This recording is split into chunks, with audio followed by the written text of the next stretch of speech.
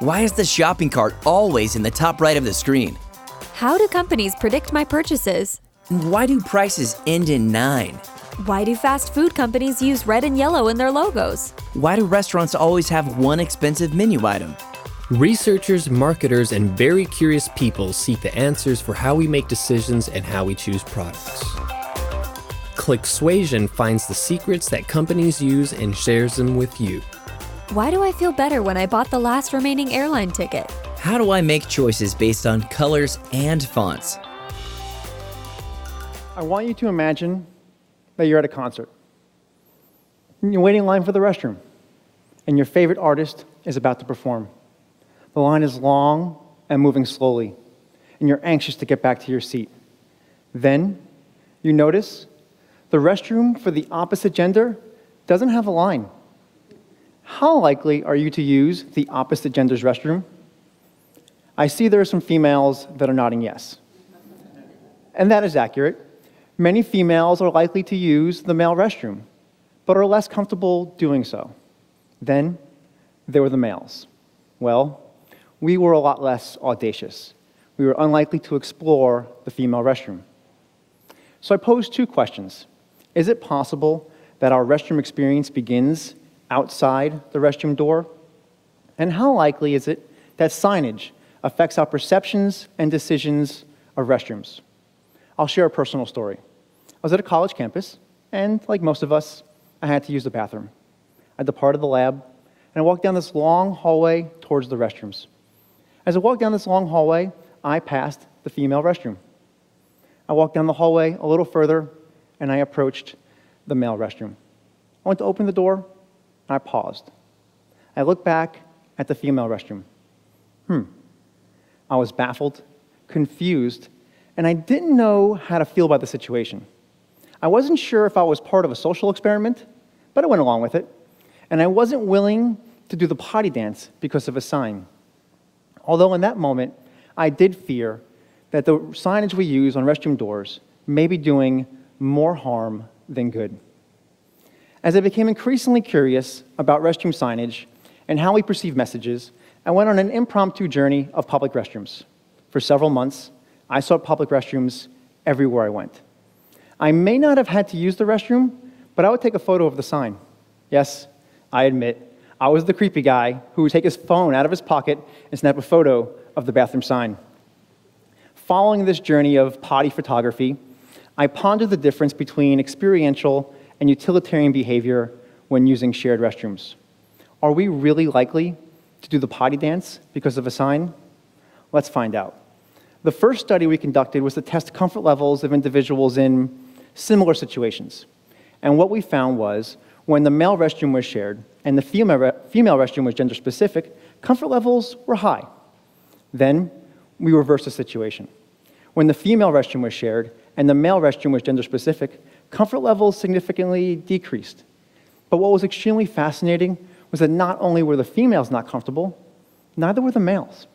We learned that the majority of males were not comfortable with females sharing their restroom. So what makes one gender more willing to share than another? I recently had a conversation with a college professor who is highly regarded to be an objective decision maker. In fact, she is a professor of decision science. We showed this college professor a gender-neutral restroom placard. She said she would use the restroom. Then we showed that same college professor the female and gender-neutral placard. She declined. The true difference between the 2 restrooms is how the message is framed. The utilitarian response would have been to use the restroom, either restroom, but it wasn't. The response was about the perceived experience. Next, we tested people's willingness to use and their comfort levels when shown 2 separate restroom doors that were each labeled as a specific gender and gender neutral. Females weren't likely to use the restroom that did not specifically mention their gender on the door. Then, there were the males. Well, we were still a lot less audacious and unwilling to explore and venture into any restroom that did not say male on the door. And this was the first research that gave us an unfavorable comfort level by members of the transgender community. Well, what about a restroom with one door, such as a single-stall restroom? When we showed people one restroom door with a gender-neutral restroom placard, Members of the transgender community were extremely comfortable. Meanwhile, both males and females were more than likely to use the restroom, and their comfort levels were moderately to very comfortable. We answered our question that when we need to use the restroom, utility does supersede experience, and we could probably call that a win for the restroom with one door. But we're only human. We associate with others who are like us, and we seek answers that best support our personal beliefs and our personal interests. And we could probably agree that we are naturally selfish. So how do we simultaneously remove a personal bias and improve the restroom experience for all gender identities? Let's build on that. The first approach was to remove gender from the restroom placards. 3 factors of gender were removed. First, we reduced the silhouettes to shoulders and above. Then we removed the clothing and color associated with gender.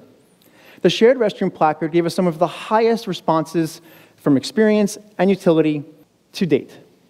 But as we felt we got closer and closer to what we considered to be the right answer for a restroom placard, we decided that we needed to make the experience fun and remove potential thoughts of gender from the message.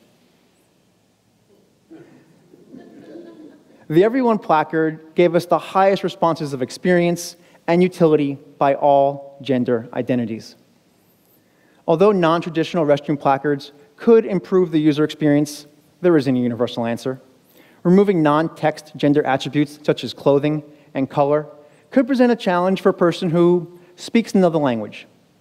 We know that we're not willing to do the potty dance because of a sign, but how likely are we to make judgments because of a sign?